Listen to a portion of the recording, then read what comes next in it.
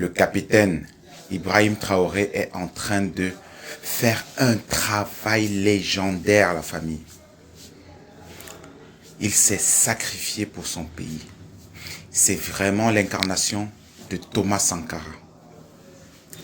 Dans la spiritualité originelle africaine, nous croyons à la réincarnation. Ce qui se passe, c'est que ils ont détecté les derniers sanctuaires des terreaux et ils sont en train de les allumer. La famille sont en train de les éliminer. Écoutez. Dans plusieurs régions du pays, dans le centre-est, le centre-nord et le Sahel, les vecteurs aériens ont opéré plusieurs frappes, anéantissant plusieurs terroristes. Le relais est pris par endroits par les troupes au sol pour les opérations de ratissage. Les BIR 5 et 9 ont particulièrement fait parler d'eux par un assaut contre une base terroriste dans la zone de Massila. Le point des dernières opérations avec Bienvenue Tonsa. Hier, 4 mai, les combattants du ciel sont alertés au cours de la journée d'une attaque sur un poste VDP à Datou dans le centre-est. Rapidement, ils y font cap et constatent les criminels en train de replier vers la forêt de Noao.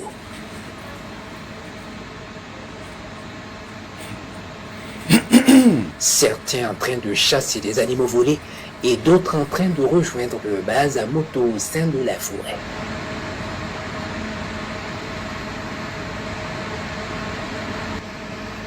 Ils sont ciblés, regardez.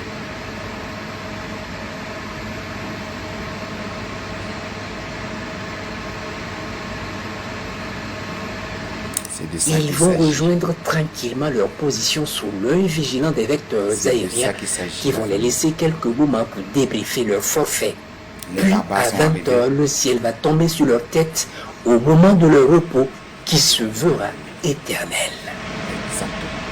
Boum. Les barbares sont après une époque où nous n'avions pas développé l'art de la guerre pour se défendre. Plusieurs bombardements vont ainsi anéantir leur position. Nous allons s'armer justement pour se défendre. C'est que le Burkina, le Mali et le Niger, les recherches ont permis de découvrir une colonne de criminels dans la zone de Ouatsouya, au centre-nord, en train de rejoindre Witokuliga pour une rencontre. Le Burkina a décrété la journée du 15 mai, journée nationale de célébration des coutumes et traditions africaines. Ils vont effectivement rejoindre Witokuliga dans une cour et dans un grand bâtiment pour la réunion sous l'œil vigilant des combattants du ciel. On ne jurera pas sur le Coran. Une fois la réunion commencée, ils sont foudroyés par un missile dans le bâtiment. Parce que si tu voles, le résultat est imminent et direct.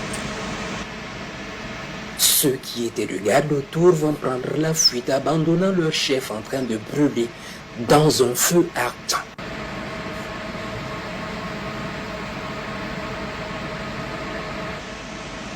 Ce jour, 5 mai,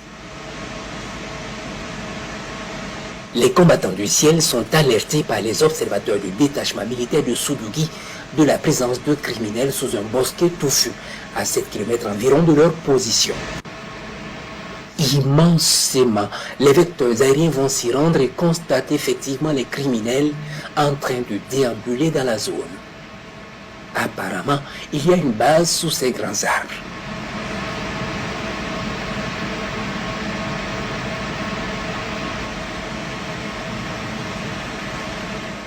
Les combattants du ciel décident de leur envoyer un petit missile pour voir la situation. Après la frappe, ils savaient que c'est une importante base. Les rescapés fuient les bois dans toutes les directions.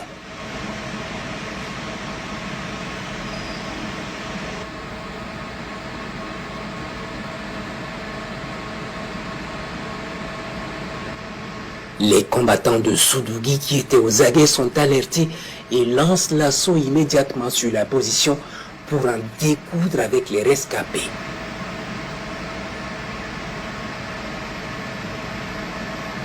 Ils attendaient ce moment avec impatience.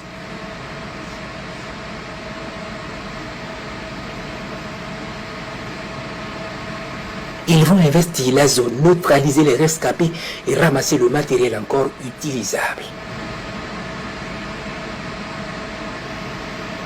Au retour, ils sont accueillis en héros par les populations sorties encouragées sous l'œil bienveillant des vecteurs.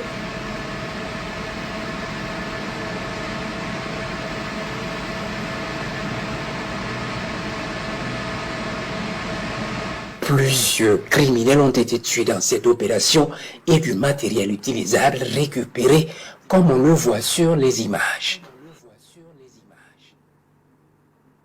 Par ailleurs, ce jour 5 mai, les 5e et 9e bataillons d'intervention rapide ont mené un assaut fulgurant sur une base terroriste dans la zone de Mansilla, neutralisant plusieurs criminels et récupérant du matériel comme on le voit sur les images, et faisant des prisonniers dans les rangs des criminels. Les opérations se poursuivent.